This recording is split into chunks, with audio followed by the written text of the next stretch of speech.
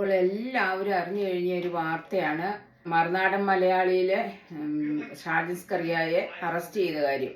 ഇന്നലെ അറസ്റ്റ് ചെയ്തു. വളരെ ഭയങ്കരനായ ഒരു ഭീകരവാദിയെ അറസ്റ്റ് ചെയ്യുന്ന പോലെ വന്ന് അറസ്റ്റ് ചെയ്ത് കൊണ്ടുപോയി. ഷർട്ട് പോലും ഇടാൻ സമ്മതിച്ചില്ല. അതുപോലെ തന്നെ പ്രായമായ മാതാപിതാക്കളുടെ മുമ്പിൽ വെച്ച് ഭക്ഷണം കഴിച്ചുകൊണ്ടിരുന്നിടത്തുനിന്ന് അദ്ദേഹത്തെ പിടിച്ചുകൊണ്ട് പോവുകയാണ് ചെയ്തത്.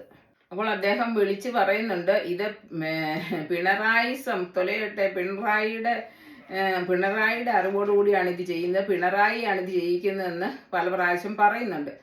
അപ്പോൾ അത് തന്നെയാണ് ഇന്ന് DNA ന്യൂസിൽ അഡ്വക്കേറ്റ് KM ഷാജഹാനായിട്ട് നടത്തിയിട്ടുള്ള ഒരു അഭിമുഖത്തിൽ ഇങ്ങനെ പറയുന്നുണ്ട്. ഇത് പിണറായി അല്ലാതെ വേറെ ആരും ചെയ്യിക്കില്ലെന്നുള്ളതാണ് അദ്ദേഹവും തർപ്പിച്ച് പറയുന്നത്. അപ്പോൾ ഈ ഷാജിസ്കറിയയെ നിശബ്ദനാക്കാൻ വേണ്ടിയിട്ടുള്ള അല്ലെങ്കിൽ പേടിപ്പിച്ചിരുത്താൻ വേണ്ടിയിട്ടും ഒക്കെയാണ്, അങ്ങനെയുള്ള ഒരു ഉദ്ദേശത്തോടു കൂടിയാണ് ഈ സംഭവം നടന്നിട്ടുള്ളതെന്നാണ് അദ്ദേഹം പറയുന്നത്. അപ്പോൾ ആ വീഡിയോ നമുക്കൊന്ന് കണ്ടു നോക്കാം. അയാളെ ഇങ്ങനെയൊക്കെ അറസ്റ്റ് ചെയ്യാൻ തലയ്ക്ക് വിളിയുള്ള ആരെങ്കിലും തയ്യാറാവും? കാരണം അയാൾ ഒളിവിലായിരുന്ന സമയങ്ങളുണ്ട്. ആ ഒളിവിലായിരുന്ന സമയങ്ങളിൽ വേണമെങ്കിൽ അയാളെ ഇതുപോലെ അറസ്റ്റ് ചെയ്യാം. പക്ഷെ അയാൾ ഒളിവിലല്ല. അയാൾ ഈ പറഞ്ഞ പോലെ എപ്പോഴും അവൈലബിൾ ആയിട്ടുള്ള ഒരാളാണ്. അയാളുടെ സ്ഥാപനത്തിൽ രാവിലെ മുതൽ വൈകിട്ട് വരെ ഇരിക്കുന്ന ആളാണ്. അയാളുടെ വണ്ടിയിൽ യാത്ര ചെയ്യുന്ന ആളാണ്. അങ്ങനെയുള്ള ഒരാളെ അയാളുടെ വന്ധ്യവയോധികരും രോഗാതുരരുമായിട്ടുള്ള മാതാപിതാക്കളുമായി എരുമേലിയിൽ നിന്ന് തിരുവനന്തപുരം വരെ വരുമ്പോൾ പുറകെ അയാളെ ഫോളോ ചെയ്യുക, അയാളെ പിന്തുടരുക, എന്നിട്ട് ആ പിന്തുടരുന്ന സമയത്തൊന്നും അയാളെ അറസ്റ്റ് ചെയ്യാതിരിക്കുക. അതിനുശേഷം അയാളെ വീട്ടിൽ കൊണ്ടുവന്നിട്ട് വീട്ടിൽ വന്ന് അയാൾ കുളിച്ച് അയാളുടെ മാതാപിതാക്കളുമായിട്ടിരുന്ന് ഭക്ഷണം കഴിച്ചുകൊണ്ടിരിക്കുമ്പോഴത്തേക്കും അയാളെ ഷർട്ട് പോലും ഇടാൻ സമ്മതിക്കാതെ അറസ്റ്റ് ചെയ്തുകൊണ്ട് പോവുക. ഇതൊക്കെ ഞാൻ നേരത്തെ പറഞ്ഞ പോലെ പിണറായി വിജയന്റെ നിയമം പിണറായി വിജയനാണ് തീരുമാനിക്കുന്നത് എന്നതുകൊണ്ടാണ്. അതാണ് ഒന്നാമത്തെ കാര്യം. രണ്ടാമത്തെ കാര്യം, ഈ അറസ്റ്റിന്റെ ഒരു സ്വഭാവവും അത് നടന്ന സമയവും നമ്മൾ പ്രത്യേകം ശ്രദ്ധിക്കും. അതായത് മറ്റാരുമല്ല, PV അൻവർ തന്നെ അതുമായി രംഗത്ത് വന്നു. അതായത് നിലമ്പൂർ എന്ന് പറഞ്ഞ മണ്ഡലത്തിൽ ഒരു ഉപതെരഞ്ഞെടുപ്പ് നടക്കുന്നതിന് 1-2 ആഴ്ചകൾക്ക് അല്ലെങ്കിൽ 2-3 ആഴ്ചകൾക്ക് മുമ്പാണ് ഇതുപോലൊരു അറസ്റ്റ് നടന്നിരിക്കുന്നത്. നിലമ്പൂർ ഉപതെരഞ്ഞെടുപ്പിന് തൊട്ട് മുമ്പ് ഇതേ രീതിയിൽ എല്ലാ നടപടിക്രമങ്ങളും ലംഘിച്ചുകൊണ്ട് അയാളെ അറസ്റ്റ് ചെയ്യുന്നത്. സ്വാഭാവികമായും അൻവർ ഇന്ന് പറഞ്ഞിട്ടുള്ളതുപോലെ ന്യൂനപക്ഷ സമുദായങ്ങൾക്കിടയിൽ ഇലക്ഷന് തൊട്ട് മുമ്പ് ഒരു അനുകൂല സാഹചര്യം ഉണ്ടാക്കാൻ വേണ്ടി നടത്തിയ ഒരു പൊറാട്ട് നാടകമാണ് ഇത് എന്നുള്ളതാണ് ഒരു പ്രധാനപ്പെട്ട വിഷയം. അത് എങ്ങനെയാണ് ദയനീയമായി പരാജയപ്പെട്ടതെന്നുള്ളത് അൻവറിന്റെ ഫേസ്ബുക്ക് പോസ്റ്റ് വായിച്ചാൽ തന്നെ നമുക്ക് മനസ്സിലാവും. രണ്ടാമത്തെ ഒരു ഭാഗമുണ്ട്, അതാണ് ഏറ്റവും ഭീകരവും ഭീഭത്സവുമായിട്ടുള്ള ഒരു ഭാഗം. അതെന്താണ്? അത് എല്ലാവർക്കുമുള്ള സൂചനയാണിത്. മാധ്യമപ്രവർത്തകർക്കും പൊതുപ്രവർത്തനം നടത്തുന്നവർക്കും ഒക്കെയുള്ള ഒരു സൂചനയാണ് ഇത് എന്നുള്ളതാണ് അതിനകത്ത് ഏറ്റവും ഭീകരമായിട്ടുള്ള ഒരു വശം. അതായത് ഏത് രാത്രിയും എവിടെ വെച്ചും ഞങ്ങൾ എന്തും ചെയ്യും എന്നുള്ളതിന്റെ സൂചന. അത് ഒന്നാമതായിട്ട് ആ സൂചന മാധ്യമപ്രവർത്തകർക്കാണ്. ഞങ്ങൾക്കൊരു നിയമവും ബാധകമല്ല. ഇപ്പോൾ ഷാജിസ്കറിയയുടെ കാര്യത്തിൽ തന്നെ ഹൈക്കോടതി ഉത്തരവുള്ളത് എന്താണെന്ന് വെച്ചാൽ, ഷാജിസ്കറിയെ വാർത്ത കൊടുക്കുന്നതുമായി ബന്ധപ്പെട്ട് എന്തെങ്കിലും പരാതികൾ ഉണ്ടായാൽ 10 ദിവസത്തെ നോട്ടീസ് കൊടുത്തതിന് ശേഷം മാത്രമേ ഷാജിസ്കറിയെ അറസ്റ്റ് ചെയ്യാൻ പാടുള്ളൂ എന്ന് ഉത്തരവ്. അവിടെയാണ് ഒരു വിഷയം. അതായത് ഈ അറസ്റ്റ് ചെയ്ത പോലീസ് ഉദ്യോഗസ്ഥർക്ക് ഈ നിയമം അറിയാമായിരിക്കുമല്ലോ. പിന്നെ എന്തിനാണ് ഒരു എത്ര സമ്മർദ്ദങ്ങൾ ഉണ്ടെങ്കിലും ഷാജിസ്കറിയ ഇപ്പോൾ നിയമപരമായിട്ട് നീങ്ങുകയാണെങ്കിൽ ഇവരുടെ പെൻഷൻ വായിക്കുന്ന കാര്യത്തെക്കുറിച്ച് കുറച്ച് ആലോചിക്കേണ്ടി വരും. അപ്പോൾ എന്തുകൊണ്ടാണ് ഈ പോലീസ് ഉദ്യോഗസ്ഥർ ഇങ്ങനെ മുന്നും പിന്നും നോക്കാതെ പ്രവർത്തിക്കുന്നത്? അവർക്ക് പല മുൻ അനുഭവങ്ങളുണ്ടല്ലോ. ഇല്ല, ഇതിനകത്ത് പ്രധാനപ്പെട്ട പ്രശ്നം, പിണറായി വിജയന്റെ കീഴിലുള്ള പോലീസ് ഉദ്യോഗസ്ഥന്മാർക്കൊന്നും വിവേചനപരമായി ചിന്തിക്കാനൊന്നും ഉള്ള അവസരം പിണറായി വിജയന്റെ ഭരണകൂടം കൊടുക്കില്ല. പിണറായി വിജയൻ, ഞാൻ പറഞ്ഞ തലയ്ക്ക് വെളിയുള്ള ഏതെങ്കിലും ഒരു പോലീസ് ഉദ്യോഗസ്ഥൻ ഇതുപോലെ നിയമവിരുദ്ധമായ അറസ്റ്റ് തയ്യാറാകും.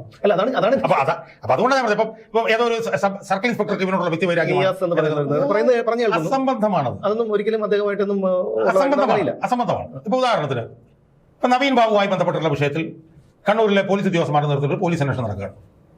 ആ പോലീസ് അന്വേഷണത്തിൽ നവീൻ ബാബുവിന്റെ മരണകാരണം അവിടുത്തെ CPM-ന്റെ നേതാക്കന്മാരാണ് എന്ന് തെളിഞ്ഞാൽ പോലും അത് എഴുതി വെക്കാൻ ധൈര്യമുള്ള ഏതെങ്കിലും ഒരു പോലീസ് ഉദ്യോഗസ്ഥൻ അവിടെ ഉണ്ടോ?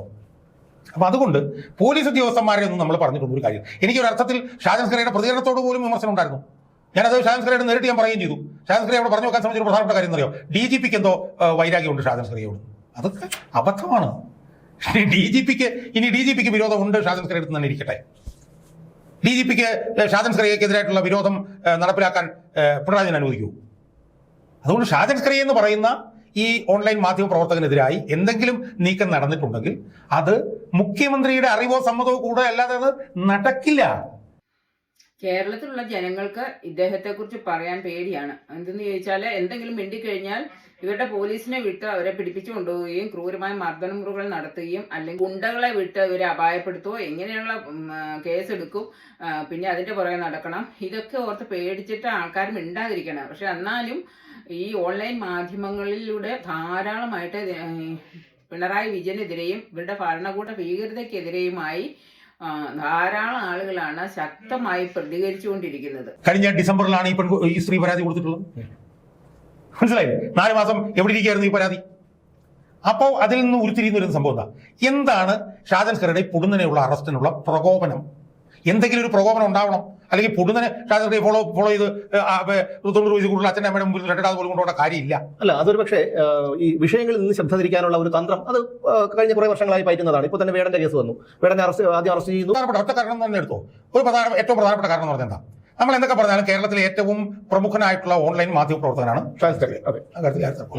ഇപ്പൊ എന്നെ സംബന്ധിച്ച് എനിക്കൊരു നിലപാട് കൂടി അതിനകത്ത് വ്യക്തമാക്കാം. ഞാൻ ഷാജൻ സ്കറി എന്ന് പറഞ്ഞാൽ ഈ ഓൺലൈൻ മാധ്യമ പ്രവർത്തനം പരസ്യമായി രൂക്ഷമായും പലതവണ വിമർശിച്ചിട്ടുള്ള ആളാണ്. പരസ്യമായി ഞാൻ നിലപാട് വിമർശിച്ചിട്ടുണ്ട്. ആ വിമർശനങ്ങളിലൊന്നും ഞാനിപ്പോൾ പിന്നോട്ട് പോയിട്ടുമില്ല. ആ വിമർശനങ്ങളിൽ ഞാൻ ഉറച്ചു നിൽക്കുകയും ചെയ്യുകയാണ് ഇപ്പോഴും.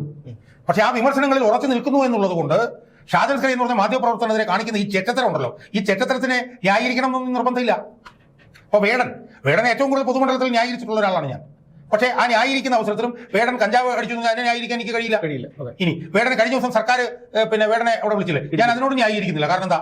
വേടൻ ഒരു കഞ്ചാവുമായി ബന്ധപ്പെട്ട ഒരു കേസിൽ പ്രതിയാണ്. ആ പ്രതിയായിട്ടുള്ള വേടനെ സംസ്ഥാന സർക്കാർ തന്നെ സർക്കാരിന്റെ ഒരു ഔദ്യോഗിക പരിപാടിയിൽ ഇപ്പോഴും അയാൾ പ്രതിയായി നിൽക്കുകയാണ്. കഞ്ചാവ് കേസിൽ പ്രതിയായി നിൽക്കുന്ന ഒരാൾ, അതിൽ തെറ്റിയതില്ല നമുക്കറിയില്ല, പ്രതിയായി നിൽക്കുന്ന ഒരാളെ ആ പ്രതിയാക്കിയ സർക്കാർ തന്നെ സർക്കാരിന്റെ ഔദ്യോഗിക തല പരിപാടിയിൽ പങ്കെടുക്കുന്നതിനകത്ത് ഒരു അനുചിത്യമുണ്ട്. അതുകൊണ്ട് അതിനെ ഞാൻ എതിർക്കുന്നു. കേരളത്തിലെ ഏറ്റവും പ്രമുഖനായിട്ടുള്ള മാധ്യമപ്രവർത്തകനാണ് ഷാജൻ. ആ കാര്യത്തിൽ ആരും സംശയമില്ല. എന്നുവെച്ചാൽ ഓൺലൈൻ മാധ്യമപ്രവർത്തകൻ.